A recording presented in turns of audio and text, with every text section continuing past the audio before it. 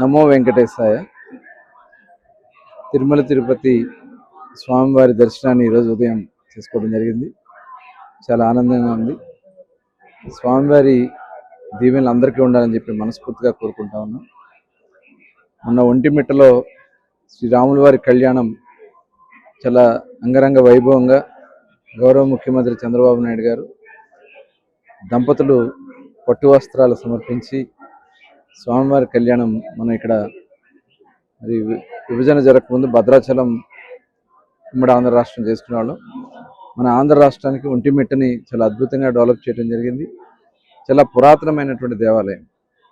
మరి తిరుమల తిరుపతి దేవస్థానం ఆధ్వర్యంలో మరి ఈ కార్యక్రమం కూడా చాలా అద్భుతంగా చేశారు. ఇవాళ ప్రసాదాలు కూడా చాలా నాణ్యతతో చాలా పవిత్రంగా మరి ప్రభుత్వం అయితే చాలా స్వామివారికి నిష్ఠతో చేస్తూ ఉన్నారు.